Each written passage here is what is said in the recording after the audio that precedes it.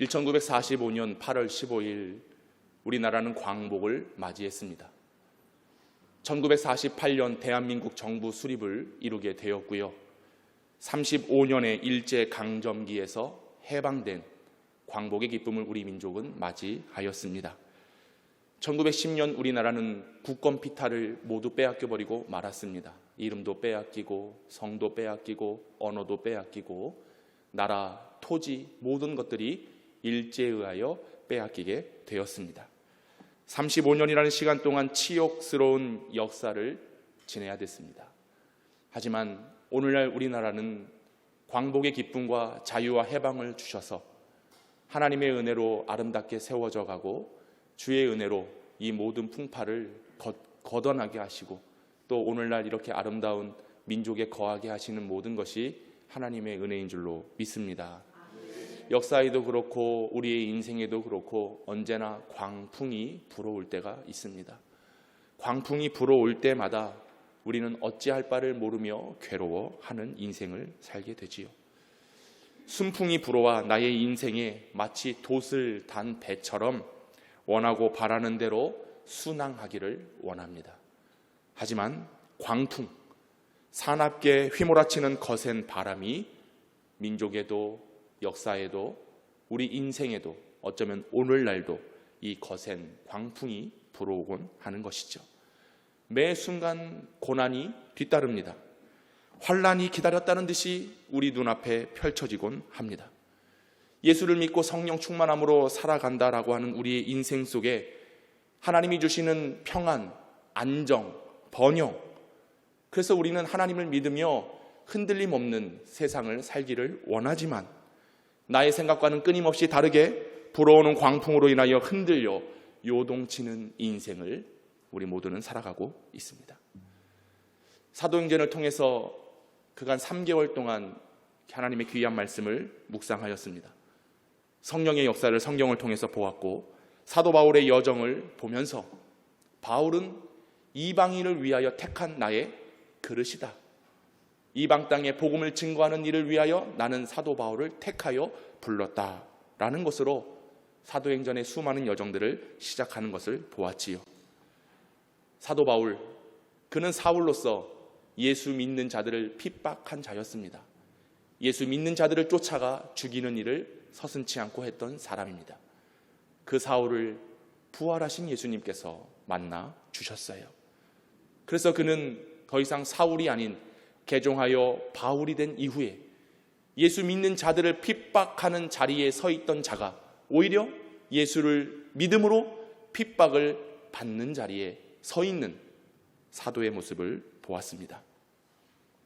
바울은 수많은 시간 동안 복음을 증거하였습니다. 바울의 발걸음과 복음이 전해지는 곳마다 교회가 세워졌지요. 그러나 이 일 역시 순탄치 않았습니다. 많은 유대인들과 이방인들로부터 고초를 당해야 됐고 심지어 사도들 그리고 교회 성도들로부터 많은 오해를 사기도 했습니다. 저는 사울이다. 저가 어떻게 바울이 될 수 있겠는가? 지금은 예수를 말하고 있지만 언제 돌변할지 모른다 라는 그런 인간적인 사울만을 생각해서 복음을 증거하고 헌신하고 피땀을 흘리는 그 사도 바울을 오해했습니다. 그럼에도 놀라운 것은 사도 바울은 흔들리지 않았습니다. 복음을 전하기 위하여 부름받은 그 소명이 결코 사그라들지 않았습니다. 오히려 하나님께 더 붙들려서 하나님의 일하시는 역사를 꿈꾸며 앞서 나아갔던 수많은 풍파가 있었습니다. 광풍이 사도 바울의 사역 속에 불어왔습니다. 그런데 그는 하나님께 붙들린 자였기에 요동치 않고 뒤돌아서지 않고 언제나 표대를 향하여 달려간 줄로 믿습니다. 예수 믿으면 참 잘 돼야 되거든요. 예수 믿으면 하나님이 이끌어 가시는 대로 순탄하게 인생의 항해가 펼쳐져야 되거든요. 그런데 바다와 세상은 여전히 잔잔할 수가 없습니다. 큰 풍파가 몰아치고 광풍이 불어오는 것이죠. 사도 바울도 예수를 믿고 부활하신 주님을 의지하여 나아갔을 때에 순탄했으면 얼마나 좋겠습니까? 그러나 그 앞에 놓여 있는 것은 차마 이루 말할 수 없는 처참한 현장뿐이었다는 것이죠. 고린도후서 11장 23절로 27절에 바울이 이렇게 말합니다. 그들이 그리스도의 일꾼이냐? 정신없는 말을 하거니와 나는 더욱 그러하도다. 내가 수고를 넘치도록 하고 옥에 갇히기도 더 많이 하고 매도 수없이 맞고 여러 번 죽을 뻔하였으니 유대인들에게 40에서 하나 감한 매를 5번이나 맞으며 3번 태장으로 맞고 1번 돌로 맞고 3번 파선하고 이 일 주야를 깊은 바다에서 지냈으며 여러 번 여행하면서 강의 위험과 강도의 위험과 동족의 위험과 이방인의 위험과 시내의 위험과 광야의 위험과 바다의 위험과 거짓 현재 중의 위험을 당하고 또 수고하며 애쓰고 여러 번 자지 못하고 줄이며 목마르고 여러 번 굶고 춤고 헐벗었노라. 이게 예수를 믿고 복음을 증거하는 자의 놓여있는 현실이었습니다. 감당하실 수 있겠습니까? 주께 부름을 받아 몸된 교회를 세워가는 일이 마치 사도 바울이 복음을 전하며 겪었던 이 일들처럼 어쩌면 옥에 갇힐 수도 있습니다. 매도 맞을 수도 있습니다. 죽을 뻔한 위기에 놓일 수도 있습니다. 39대 40에 하나 감한 49대를 5번이나 맞았고 태장, 몽둥이로 맞았습니다. 돌을 맞았습니다. 배를 타고 선교지로 가다가 3번이나 배가 부서지기도 했습니다. 강의 위험, 강도의 위험, 동족의 위험, 거기에 자지도 못합니다. 늘 항상 배고픕니다. 목마릅니다. 춥고 헐벗은 삶을 사도 바울은 살아갔습니다. 예수를 믿고 복음을 전하는 자에게 주어진 영광스러운 영광입니다. 어쩌면 못하겠다라고 포기하고 다른 누군가에게 이 일을 떠밀어도 뭐라고 할 사람 아무도 없습니다. 그런데 바울은 이 모든 어려운 풍파 속에서도 교회 하나를 생각하고 복음 하나를 생각하고 나를 위하여 십자가를 지신 예수 그리스도 한 분만을 생각하며 이 사명을 감당했다라고 하는 사실입니다. 그리고 사도 바울은 말합니다. 사도행전 20장 24절 우리 다 같이 한번 읽어봅니다. 시작. 내가 달려갈 길과 주 예수께 받은 사명 곧 하나님의 은혜의 복음을 증언하는 일을 마치려 하면은 나의 생명조차 조금도 귀한 것으로 여기지 아니하노라. 수많은 어려움이 있었지만 은혜의 복음을 증거하는 일을 마칠 때까지는 나는 이거 멈출 수 없습니다. 아무리 매를 맞고 옥에 갇히고 핍박이 있다 할지라도 이 생명, 나의 생명 조금도 귀한 것으로 여기지 않겠다라고 바울은 고백합니다. 여러분, 이 바울의 고백이 있기 이전의 말씀, 우리가 사도행전을 보면서 이 20장 24절의 말씀 뭐 수도 없이 저도 뭐 입으로 달달달 외울 정도로 익히 알고 있는 말씀입니다. 그런데 이 말씀이 있기 이전에 사도행전 20장 22절 23절 어떻게 말하느냐?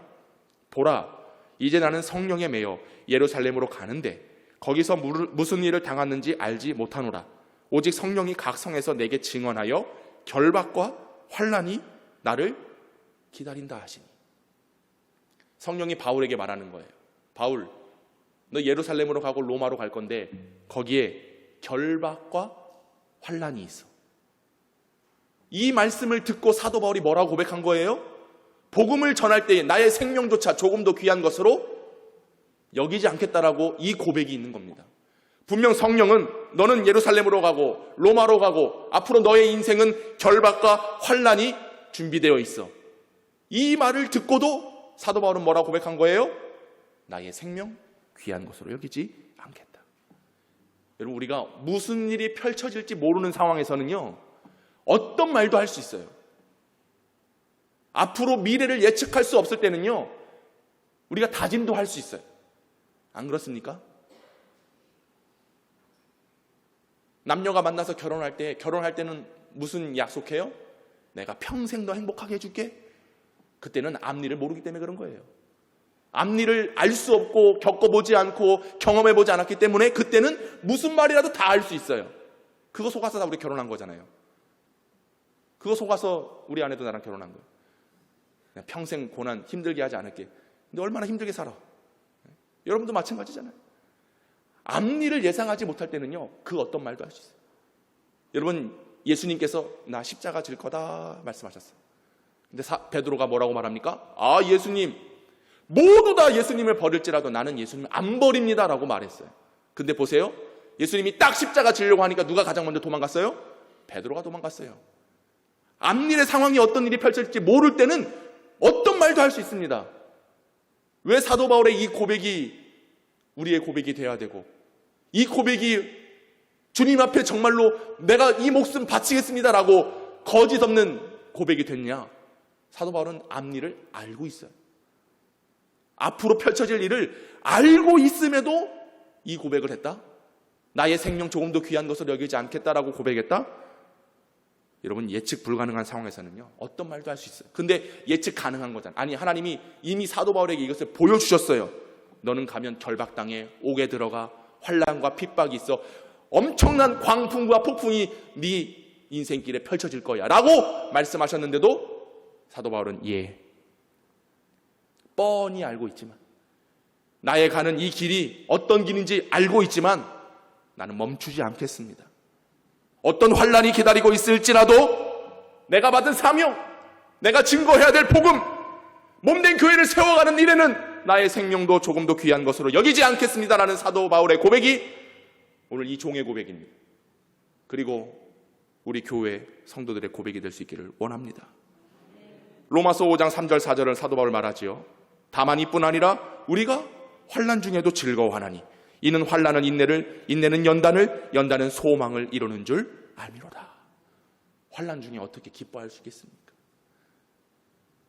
저도 얼마 안 되는 인생이지만 그 인생 살아보니까요, 조금의 어려움만 있어도요 어찌나 흔들리는지, 조금의 아픔만 있어도요 정말 죽을 것 같아요.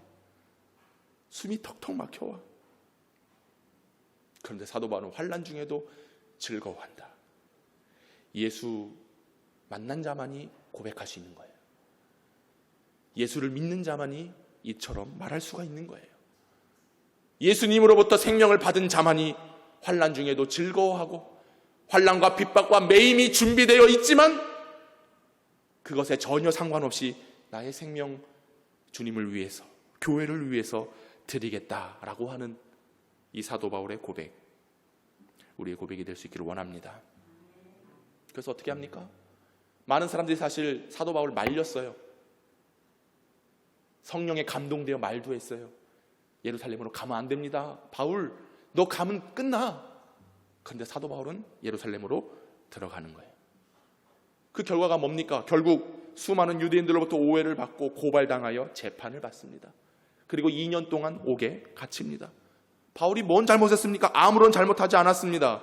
그저 바울을 미워하고 시기하고 바울의 말을 믿지 못하던 사람들이 이런 일을 꾸몄고, 성령이 말씀하신 바대로 사도 바울은 결박당하여 그의 삶에 환난이 드리워졌습니다. 그런데 이 또한 모든 것이 하나님의 계획이었고 섭리였지요. 바울의 최종 목적지는 로마입니다. 가장 큰 도시, 가장 많은 사람들이 모여있는 그곳에 이방인의 그릇, 죽어가는 한 영혼을 살리기 위하여 바울을 택하신 하나님의 섭리 속에 바울은 로마로 가야 하는 거예요.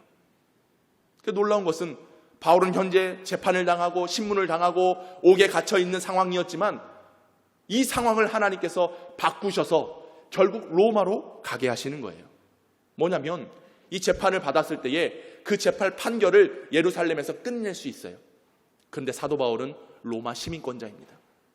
그가 이 일에 대해서, 억울함에 대해서 상소를 합니다. 누구한테? 로마 황제 가이사에게 상소를 하는 거예요. 그럼 당시의 법은 로마 시민권이 있는 자가 황제에게 상소를 하면요, 반드시 로마 황제 앞에서 재판을 받아야 끝이 나는 거예요. 여러분, 이 일이 놀랍지 않습니까? 사도 바울이 결국 로마로 가는 여정은 하나님께서 계획하시고 이끌어 가시는 거예요. 사람들의 오해와 또 미움 속에 예루살렘에서 재판을 받을 수도 있지만 바울은 상소합니다. 아니다, 나는 로마 시민권자다. 로마 시민권자는요, 함부로 할 수가 없습니다. 반드시 가이사 앞에 가서 재판을 받고 가이사의 결정에 따라서 이것이 죄인지 무죄인지를 판결해야 되는 거예요. 그럼 어디로 가야 돼요? 로마로 갈 수밖에 없다라는 것이죠. 그래서 오늘 우리가 읽은 본문 사도행전 27장의 내용은 압송되어져 죄수의 몸으로 어디로 가느냐? 로마로 가는 여정의 이야기가 담겨져 있는 겁니다. 결국 로마로 가서 가이사 앞에서 무죄를 받고 또 거기서 복음을 증거하고 수많은 사람들에게 전도하는 일에 쓰임받기 위하여 하나님의 이끄심의 역사가 바울에게 있었다는 것이죠. 오늘 우리가 잘 알고 있는 본문의 내용입니다. 로마로 압송되어 가고 있던 이 상황 속에 큰 사건이 하나 발생하게 되죠. 그 사건은 일명 유라굴로 광풍 사건이다 라고 우리는 말합니다. 바울은 죄수의 신분이 되어 재판을 받기 위해 당시 백부장 율리오라는 사람의 인솔하에 이제 로마로 가는 배를 타게 되었습니다. 그 배의 이름은 알렉산드리아라는 배입니다. 로마로 갈 때에 이 배를 타고 이동하는데 이 배는요, 상선입니다. 곡물을 가득 싣고 운반하는 상선이에요. 그런데 이 상선이 당시 로마 당국과 무역 협상을 맺었습니다. 그래서 이 배에는 상인들도 타지만 군인들도 타요. 로마를 왔다 갔다 하는 군인들이 탑니다. 그리고 이 배에는 죄인들, 마치 이 바울과 같이 죄인을 수송할 때 하는 역할도 이 배를 통해서 이루어졌습니다. 선주와 선원은 따로 있고요. 군인들이 이 배 안을 장악하였습니다. 왜냐하면 군인들과 죄수들을 통제하려면은 군인, 오늘 이제 성경에도 나와 있는데 율리오라고 하는 이 백부장이 이 배를 통솔하였다라고 하는 것입니다. 그래서 배를 모는 선장이 따로 있지만 이 모든 배의 주도권은, 지휘권은 누구에게 있느냐? 군인인 백부장인 율리오라고 하는 사람에게 있었다는 거예요. 자, 이제 배가 출발해야 됩니다. 로마로 곡물을 싣고 또 로마 군인이 되어 전쟁을 치르기 위한 군사들이 거기에 타 있고 또 바울과 같이 많은 죄수들이 로마로 가서 재판을 받기 위하여 묶여 있는 채 호송되어 이 배에 올라가 있습니다. 오늘 본문에 읽진 않았지만 8절에 이런 말씀이 있거든요. 간신히 그 연안을 지나 미항이라는 곳에 이르니 라세아시에서 가깝더라. 이 배가 정박해 있는 곳이 어디냐? 미항이라는 곳이에요. 말 그대로 아름다운 항입니다. 아름다울 미, 아름다운 항. 그런데 이 미항은 반어법이에요. 이 항은 결코 아름답지 않습니다. 작고 초라한 항구입니다. 더욱이 생각해 보십시오. 이 배에, 이 미항에 죄수들이 타고 있습니다. 그리고 군인들이 타고 있습니다. 그리고 많은 상인들이 타고 있습니다. 이 항은 아름다운 미항이었지만 그 미항에서 배를 오르는 사람들의 심정을 한번 생각해 보세요. 먼저 죄수들, 이들은 이제 죽음의 판결을 받기 위하여 로마로 가는 배에 탄 겁니다. 그러면 그들의 마음이 어떨까요? 재판을 잘 받아야 되는데 이거 자칫 잘못하면, 재판이 잘못되면 어떻게 되는 겁니까? 죽는 거예요. 그러면 이 배가, 이 항구가 아름다운 미항이지만 그들의 마음은 아름다움이란 게 있을까요? 없어요. 죽으러 가는 죄수들이 무슨 아름다운 항구가 필요하겠습니까? 죽음에 대한 두려움뿐이었지요. 여러분 또 군인들 한번 생각해 볼까요? 이제 전쟁에 징병되어져 가지고요, 이제 로마로 가면 거기에 매여 있어야 돼요. 우리 군대 갔다 온 청년들 알죠? 군대 갈 때 어떤 마음입니까? 요즘은 뭐 아무리 편해지고 좋아졌다고 하지만 군대 갈 때 마음은 다 괴로운 거예요. 안 가봐서 몰라요? 저도 안 가봐서 몰라요. 그런데 그 훈련소에 들어갈 때 그건 알아요. 훈련소 들어갈 때 그 마음이 착잡합니다. 집 떠나와 열차 타고 훈련소로 가는 날, 그건 죽을 맛이야. 죽을 맛입니다. 그런데 이 군인들, 그 미양, 뭐가 아름다워요? 이 배 타고 들어가면 이제 로마에서 평생 군 생활해야 돼요. 전쟁 일어나면 싸우러 가야 돼요. 죽으러 가는 겁니다, 군인들이. 그러니 어찌하겠습니까? 마음에 평안함이 없지요. 상인들은요, 상인들은 하루 벌어 하루 먹고 사는 사람들입니다. 이 곡물 운반하다가 마치 잘못되면요, 경제적인 손해가 얼마나 커요? 망해버리는 거예요. 먹지 못하는 거예요. 그러니 이거 어떻게 되나? 이게 잘 무역이 잘 돼가지고 돈을 좀 벌어야 되는데 또 못 벌면 어떡하되나? 이런 근심으로 가득한 어디에? 미항에 알렉산드리아 호라고 하는 이 배 속에 사람들이 다 있는 것입니다. 여러분, 우리의 인생이 이런 아름다운 미항해 항해를 원합니다. 아름다운 인생을 꿈꿉니다. 잘 살고 잘 먹고 잘 입고 좋은 집에서 살고 자녀들이 잘 되고 항상 아름다운 것들을 꿈꾸는 것이 우리의 인생입니다. 그런데 우리의 인생이 아름답지 못한 이유가 뭐예요? 이 상인들처럼 항상 경제적인 문제로 힘들어한다는 거예요. 돈 문제 때문에 어려워한다는 거예요. 징병되는 장병들처럼 마음에 평안함이 없습니다. 세상에 매여, 돈에 매여 자유가 없어요. 그저 매인 삶을 살아가는 것입니다. 또 어쩌면 죄수들처럼 이것이 살게 될지 죽게 될지 앞이 캄캄한 그런 인생을 살아갈 수밖에 없습니다. 우리가 원하는 건 다 아름다운 인생이에요. 웃을 수밖에 없는 인생을 꿈꿔요. 그런데 우리의 인생은 얼마나 많은 장애물들이 많은지 광풍이 매일매일 불어온다라고 하는 겁니다. 바울을 태우고 출항을 앞둔 이 알렉산드리아호에도 문제가 있었습니다. 어떤 문제가 있었느냐? 바울이 그것을 명확하게 보았어요. 오늘 본문 9절에서 10절 바울이 말합니다. 같이 한번 읽어볼까요? 시작. 여러 날이 걸려 항해하기가 위태한지라.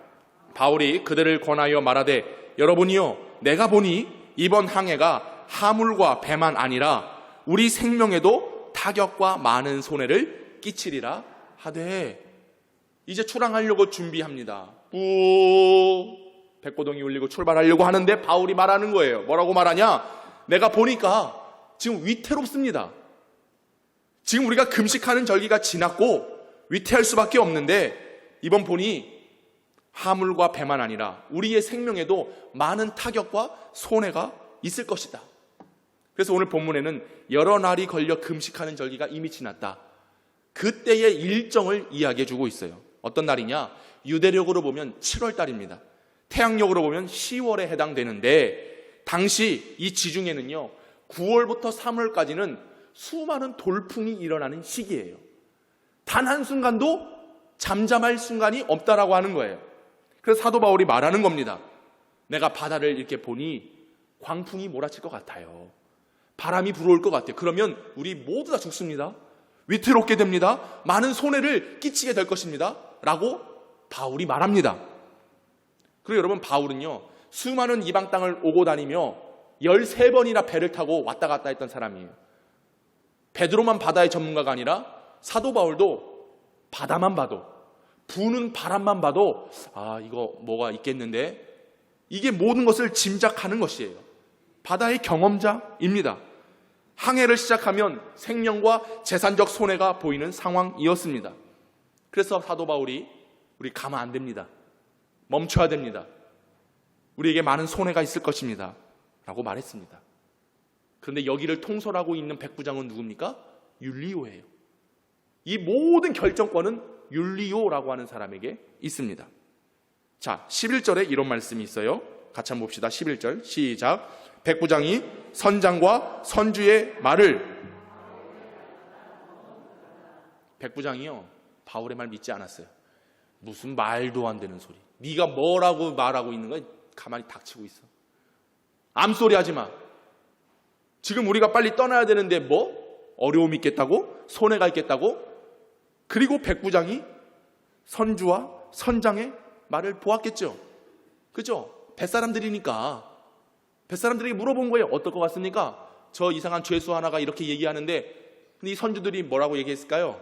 에이 괜찮습니다. 가지요 뭐 이랬을 것이란 말이죠. 이때의 백부장이 선장과 선주의 말을 바울의 말보다 믿더라. 이제 여기서 문제가 시작되는 겁니다. 바울의 말에 귀등에도 들리지 않습니다. 여러분 그 이유가 무엇일까? 그럴 수밖에 없는 것이 이 배는 상선이라고 말씀드렸어요. 무역을 하면서 돈을 버는 것이죠. 경제활동을 위해 필요한 배입니다. 여러분 모든 것이 그렇듯이요. 세상은 시간과 돈으로 흘러갑니다. 만약에 이 배가 바울의 말을 듣고 이 미항에 그대로 정착해 있다고 한다면요. 시간이 빼앗기는 거예요. 그러면 경제적인 손해가 끼쳐지는 거죠. 시간이에요. 빨리빨리 해서 빨리 물건 팔고 물건 싣고 해서 무역을 이루는 것, 이것이 이 배가 할 수 있는 일이라는 것입니다. 근데 거기에 정박해야 되고 멈춰야 된다라고 하면 시간은 늦어지고 그곳에 정박하는 비용 또한 많이 들게 됩니다. 그래서 경제적인 논리에 의해서 이 배는 어떻게 해야 돼요? 빨리 출항해야 돼요. 그래서 이 선주와 선장들이 아이 뭔 소리입니까? 늦어지면 우리만 손해입니다. 여기 있으면 괜히 정박해야 되고 또 그동안에 시간 지나가고 또 여기서 먹고 자고 해야 되는 비용도 들고 돈 아깝습니다. 우리가 돈을 쓸 수 없습니다. 자, 빨리 출발합시다. 그래서 경제적인 논리, 경제, 돈, 물질 때문에 이 배가 어떻게 되는 거예요? 출발을 하는 거예요. 그리고 또 한 가지, 거듭 말씀드리지만 이 배의 주도권, 결정권은 누구에게 있다? 백부장에게 있다. 이 말은 뭡니까? 이 배에 힘을 발휘하는 사람이 있다라고 하는 것이죠. 여러분, 그렇습니다. 세상이 그래요. 돈이 있어야 되고요, 힘이 있어야 됩니다. 권력이지요. 세상은 돈과 더불어 권력과 함께 작용하여 움직입니다. 그래서 많은 사람들이 돈 앞에 무릎을 꿇고 권력 앞에 무릎을 꿇습니다. 돈과 권력을 얻을 수 있다면 어떤 일이라도 하는 것입니다. 바다에 나가지 말아야 함에도 돈을 얻고자 힘을 발휘하고자 한다면 바다로 나아가는 것이죠. 그래서 사도 바울의 말은 시간, 돈, 힘, 권력 앞에 묵살되어지고, 바울의 말을 그 누구도, 하나님의 종의 말을 그 누구도 믿지 않았습니다.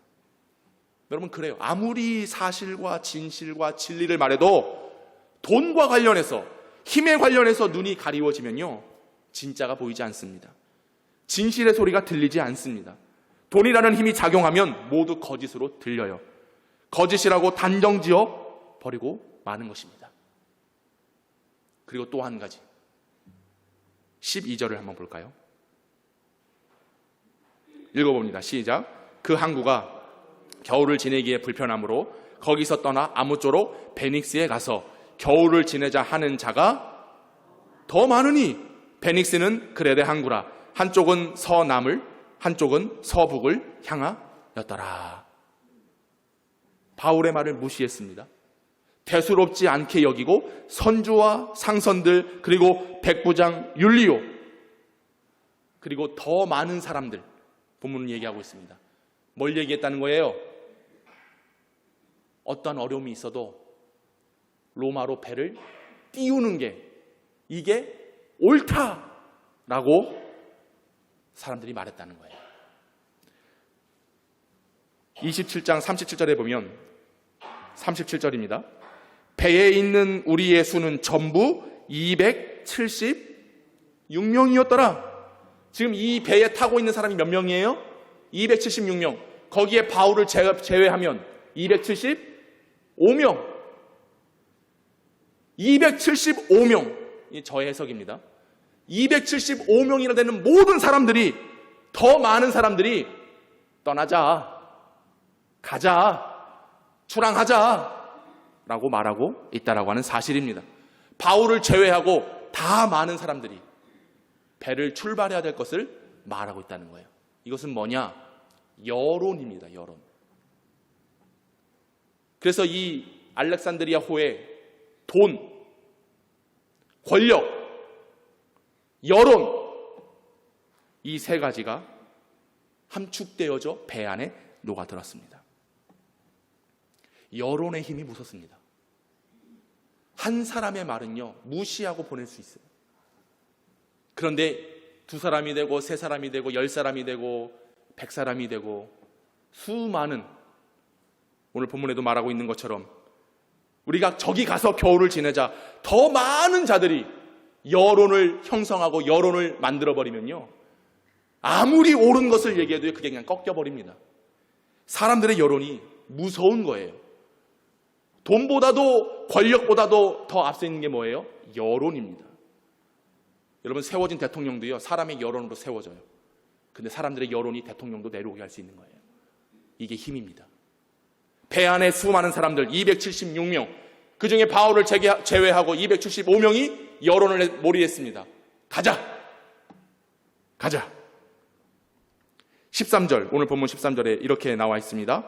남풍이 순하게 불매 그들이 뜻을 이룬 줄 알고 닷을 감아 그레데 해변을 끼고 항해하더니. 자, 배가 출발했습니다. 근데 놀랍게도 감사하게도 남풍이 후 불어오는 거예요. 남풍이 불었다는 것은 이들이 가고자 하는 목적지를 향하여 바람이 알아서 불어줬다는 거예요.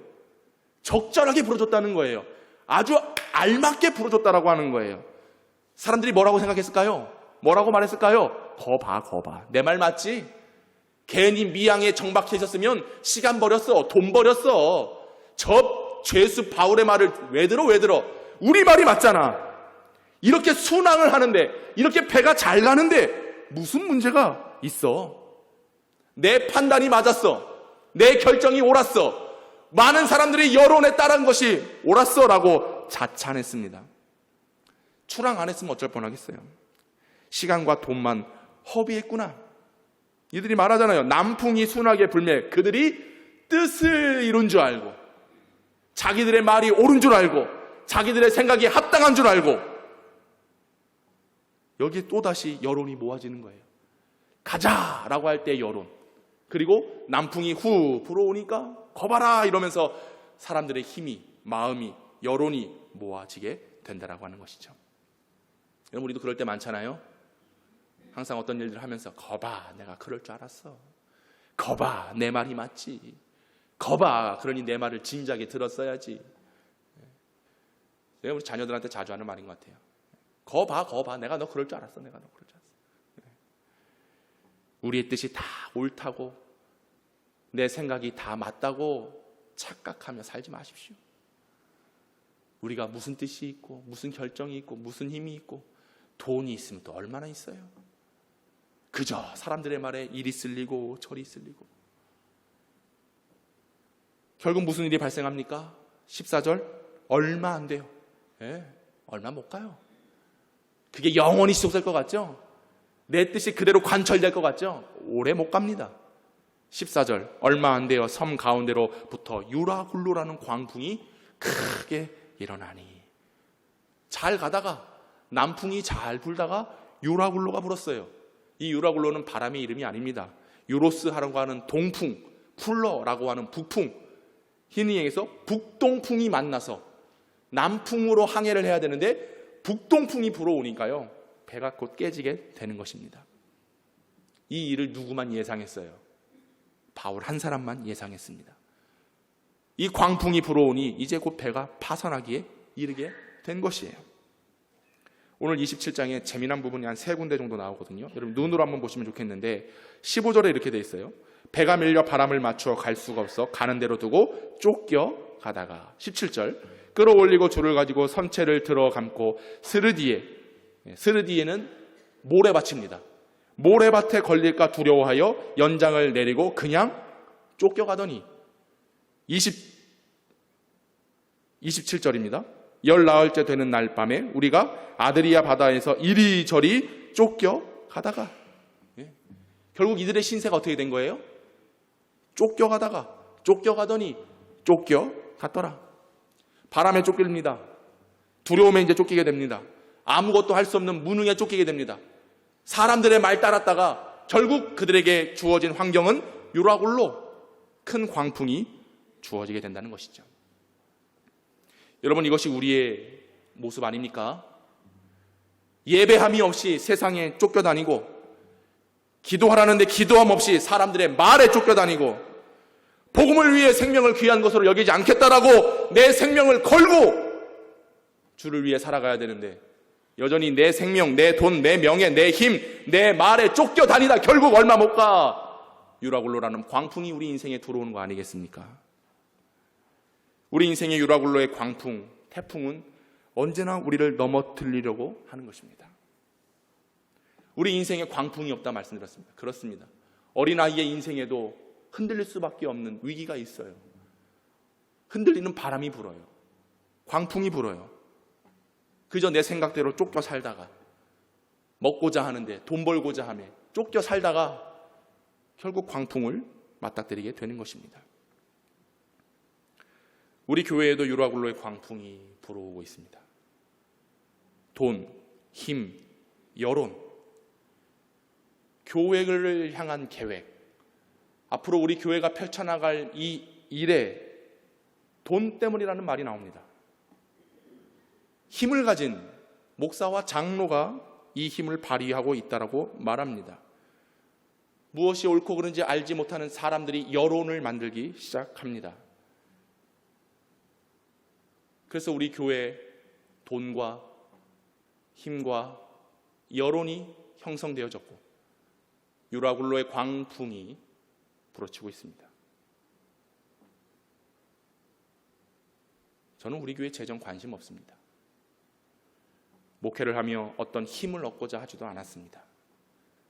사람들로부터 인정받는 여론도 저는 중요하지 않습니다. 교회 역사는 하나님의 역사이고 우리 교회 역시 하나님이 이끌어 가실 겁니다. 돈이 우리 교회를 이끌어가는 게 아니에요. 우리 교회 이 땅, 이 부지, 이 건물 100억이요? 100억이 어떤 돈입니까? 그게 아주 자랑이시죠? 그 100억 있으면 우리 뭐든 다 할 것 같죠? 결국 우리 교회는 돈에 쫓겨서 가고 있어요. 빚 없는 게 자랑이죠? 지금까지 이렇게 세워온 것들이 우리의 능력이라고, 우리의 힘이라고 생각하시죠? 그런 마음들이 여론이 되어져서 교회를 좌지우지하려고 하시죠? 유라굴로의 광풍이 영평교회에 불어들고 있습니다. 우리는 돈으로, 힘으로, 여론으로 세워져 있는 사람들이 아닙니다. 나의 생명, 주께 달려있고 주님께서 우리를 부르셨다라고 하는 그 은혜 안의 고백 속에 교회로 모여 있는 것이지요. 어쩌면 돈과 힘과 여론으로 지금 머물러 있는 이 개봉동의 미항, 이곳을 빨리 떠나는 것이 우리에겐 이익이 될 것이다. 이 개봉동 미항을 떠나서 좋은 땅으로 더 큰 로마로 간다면 우리에게는 더 좋은 환경이 주어질 것이다. 큰 이익과 소득과 명성이 있을 것이다 라고 생각했던 때도 있습니다. 그런데 우리는 광풍이 불어오는 것을 미처 알지 못했습니다. 그러다 보니 오늘의 실수도 있고 지금의 어려움을 직면하고 있는 상황입니다. 저의 잘못이고 우리 장로님들의 잘못이고 이 일을 판단하고 결정했던 수많은 여론의 잘못일 수도 있습니다. 그런데 이 일을 통해서 하나님께서 우리에게 길을 보여주고 있다는 사실을 하나는 깨달아야 되는 것입니다. 이 광풍을 그대로 받을 수는 없습니다. 헤쳐나가고 뚫고 나가야 될 기회인 것을 우리는 알아야 됩니다. 이런 때 우리는 길을 찾아야 됩니다. 사람들의 말로써 여론몰이를 하고 무엇이 진실인지 가짜인지 구분할 때가 아니란 말입니다. 오늘 이 시간 우리들은 더욱더 하나님 앞에 무릎을 꿇고 우리 교회와 여러분의 인생을 이끌어 가실 하나님의 인도함 속에 나의 생명도 조금 더 귀한 것으로 여기지 아니하고 주의 일을, 주의 영광을 드러내는 삶을 살아가기로 결단해야 되는 시간입니다. 누가 말을 합니까? 누가 입술을 열어 교회를 흔들려고 합니까? 누가 목사를 넘어뜨리려고 합니까? 누가 장로를 욕합니까? 누가 교인들을 향하여 손가락질합니까? 사도 바울이 예수를 만났을 때에 주여 누구시오니까 나는 네가 핍박하는 예수다. 나는 네가 핍박하는 예수다. 사도 바울 예수 만난 적도 없습니다. 공생의 3년 예수님께서 사역하시는 동안 사도 바울은 예수라는 이름조차 들어본 적도 없습니다. 예수님을 만나지 못했어요. 그런데 예수님은 뭐라고 그랬어요? 네가 핍박하는 예수다. 사도 바울이 언제 예수님 핍박했습니까? 예수 믿는 자들을 핍박했어요. 사도 바울이 언제 예수를 핍박했습니까? 그저 교회를 핍박했습니다. 그런데 예수님은 네가 핍박하는, 오늘 우리가 교회에 대해서 말을 하고 주의 종에 대해서 함부로 이야기하고 세워진 자들을 위해 함부로 얘기한다면 그것은 예수를 핍박하는 일이에요.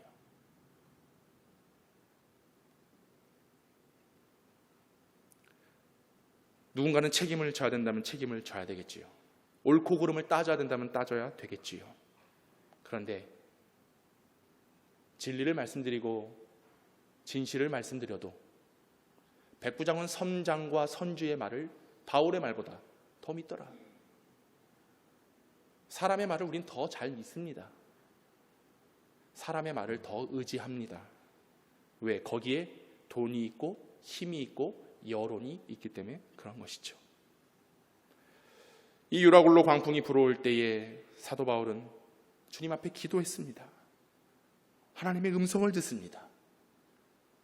이 광풍이 불어 몰아치는 순간에도 약속하시는 하나님을 바라보고 믿었습니다. 오늘 본문 22절과 26절에 내가 너희를 권하노니 이제는 안심하라. 너희 중 아무도 생명에는 아무런 손상이 없겠고 오직 백분이니라. 내가 속한 바 곧 내가 섬기는 하나님의 사자가 어젯밤에 내 곁에 서서 말하되 바울아 두려워하지 말라. 내가 가이사 앞에 서야 하겠고 또 하나님께서 너와 함께 항해하는 자를 다 내게 주셨다 하였으니 그러므로 여러분이여 안심하라. 나는 내게 말씀하신 그대로 되리라고 하나님을 믿노라. 그런즉 우리가 반드시 한 섬에 걸리리라 하더라. 34절인데요. 음식 먹기를 권하노니 이것이 너희의 구원을 위하는 것이요 너희 중 머리카락 하나도 잃을 자가 없으리라 하니라. 여러분이 염려하고 있는 부분 잘 알고 있습니다. 걱정하고 있는 부분도 잘 알고 있습니다. 그러니 누군가로부터 이 이야기를 전하고 그 말을 함께 공유하고 여론을 만들므로써 이것이 뭔가 잘못된 거 아니겠는가 라고 속풀이를 할 수도 있습니다. 그러나 우리가 먼저 길을 찾을 때에 주님 말씀하시는 이 음성을 꼭 들으시기를 바랍니다. 안심하라. 생명의 손상이 없을 것이다. 두려워하지 말라. 말씀하신 그대로 되리라. 너의 머리카락 하나도 잃을 자가 없노라. 바울은 말합니다. 나는 하나님을 믿노라. 오늘 이것이 우리가 광풍 속에 찾아야 될 주님의 길인 것을 깨닫기를 바랍니다. 정말 교회가 걱정되고 목사가 걱정이 되고 사람들이 걱정된다면 기도하셔야죠. 사도 바울은 그 밤중에 기도하였습니다. 밤중에 기도할 때에 하나님의 음성을 듣게 되었습니다. 그리고 약속을 받았습니다. 이 배를 너에게 줄 것이다. 너는 가이사 앞에 서게 될 것이다. 지금 폭풍과 몰아치는 그 바다 한가운데 로마에 가게 될 것이다 말해주시는 겁니다. 그리고 너는 나를 믿으라. 우리가 신앙생활하며 찾아야 될 길은 오직 기도하며 주님을 찾는 것입니다. 그러면 주님을 찾을 때 우리는 주의 음성을 듣게 돼요. 무엇이 하나님의 뜻인지 분별할 수 있게 될 것이고, 그리고 네가 가이사 앞에 갈 것이다, 로마에 갈 것이다, 하나님의 약속의 음성을 듣게 될 것입니다. 이것이 우리의 길이에요. 그리고 주님은 이 모든 과정 속에 나를 믿으라. 여러분, 하나님을 믿으시기 바랍니다. 두려워 말고 안심하시기 바랍니다. 광풍 속에 배는 깨질지라도 주님께서 핏값으로 사신 교회는 파산하지 않습니다. 깨지지 않습니다. 대신 부탁드리는 것은 우리의 마음이 파손되지 않기를 바랍니다. 우리 교회가 하나가 되어야 돼요. 교회 재정과 목사와 장로의 힘이 작용하는 교회가 되어서는 안 됩니다. 저는 여론으로 교회를 세워서도 안 된다라고 생각합니다. 오직 하나님을 믿는 믿음으로 교회가 세워지고 안정되기를 원합니다. 사탄은 광풍에 흔들리는 성도들을 보며 기뻐합니다. 사탄은 여러 말을 하고 여러 생각을 나누는 자들을 보며 좋아라 합니다. 사탄은 돈과 힘과 여론으로 교회가 무너지기를 기다리고 있습니다. 바울의 말보다, 서서 말씀을 증거하고 있는 목사의 말보다, 아니요, 하나님의 말씀보다 백부장, 선주, 사람들 그 누구의 말을 더 믿으면 안 되는 것입니다. 목회를 하며 우리 교회 그동안의 많은 모습들을 보아왔습니다. 그리고 들어도 봤습니다. 수많은 폭풍들이 있었습니다. 그때마다 우리는 철저히 넘어졌습니다. 주의 종들이 쫓겨나가고 교회가 갈라지고 서로 하나 되지 못한 모습들을 보고 들었습니다. 오늘 이때에 우리가 정말 주님의 몸된 교회를 세워갈 때 필요한 것이 무엇이겠습니까? 하나님을 믿는 믿음, 하나님을 신뢰하는, 하나님의 말씀을 바라보는, 그것이 오늘 우리에게 유일한 길인 것을 여러분 기억하시기 바랍니다. 광풍이 불어온다라고 하는 것은요, 하나님을 믿으라고 하는 사인입니다. 이 사인을 여러분들이 깨닫지 못하고 듣지 못하면 다 죽게 되어 있어요. 여러분, 우리 인생 그런 거 아니겠습니까? 오늘 성경에도 말씀하고 있듯이 여러 날 동안 해도 별도 보이지 아니하고 큰 풍랑이 그대로 있음에 구원의 여망마저 없었대요. 오늘 우리가 현실에, 현 상황에 처해 있는 상황은 이와 같습니다. 해도 안 보여요. 별도 보이지 아니해요. 근데 풍랑은 여전히 있습니다. 구원의 여망이 없는 상태이지요. 그런데 이런 상황 속에도 하나님은 말씀하십니다. 기도하여 길을 찾기를 주님은 원하고 계십니다. 사도 바울의 고백처럼 내가 가는 길, 주님께 받은 사명, 곧 복음을 전하고 선교하고 많은 영혼들이 이곳에 와서 하나님의 말씀으로 회복되어지고 치료되어지는 그 영광을 드러내는 일에 우리의 생명 조금도 귀한 것으로 여기지 않겠다라고 하는 이 고백으로만 교회를 세울 수 있기를 바랍니다. 저도 그 고백 속에서 목회를 합니다. 그러나 그것이 나의 원대로가 아니라 하나님의 원대로 되기를 원합니다. 나의 생명이 오직 교회를 위해 쓰임받기를 원하고요. 이 일에 그 누구 한 사람의 힘이 아니라 우리 모두가 연합하여 주의 몸된 교회를 아름답게 세워갈 수 있었으면 좋겠습니다. 광풍은 지나가게 되어 있습니다. 지난 한 주간 태풍이 불어왔는데 지나가는 것입니다. 그런데 깨끗하게 지나가진 않아요. 땅을 뒤흔들어 놓고 물을 헤쳐놓고 우리가 살고 있는 터전을 다 망가뜨리고 지나갑니다. 그런데도 우리의 생명을 지켜주시고 이 어렵고 힘든 상황 속에서도 우리를 붙들어 주시는 그 하나님을 믿으며 이 광풍이 불어오는 이 시기 속에 여러분 기도할 수 있기를 바랍니다. 기도의 자리에 나오지 않아요. 이렇게 힘들고 괴롭다라고 하는데 그 누구 한 사람 깨어서 나오지 않더라고요. 광풍에 마음과 생각을 빼앗기지 마십시오. 입술을 열려고 할 때에 그 입술은 가장 먼저 주님을 찾는 입술이 되기를 바랍니다. 주님께서 우리에게 말씀하신 이 말씀, 사실 두렵기도 합니다. 설교하고 나면 그러더라고요. 목사님, 또 그 본문, 그 내용, 그 설교를 가지고 우리 교회 이런 방향, 목사님 뜻, 교회가 원하는 뜻 이루어가기 위해서 이렇게 말하는 거 아니겠는가? 오늘도 어쩌면 글쎄요, 아니라고 말할 수 없겠습니다. 그런데 오늘 이 본문이 우리 교회에 주시는 말씀이다 생각하였습니다. 그런데 그 속에는 반드시 길이 있기 때문에, 헤쳐나갈 길이 있기 때문에 우리가 하나 되어 나아간다면 우리 주님께서 예비하신 그 길로 연단하신 후에는 정금과 같이 나오리라고 하는 이 말씀이 우리 교회 여러분의 삶 가운데 이루어지게 될 줄로 믿습니다. 기도하십시오. 주의 음성을 들으십시오. 약속을 확신하십시오. 그리고 믿음으로, 하나님을 믿음으로 승리하는 영평의 성도를 될 수 있기를 주님의 이름으로 축원합니다.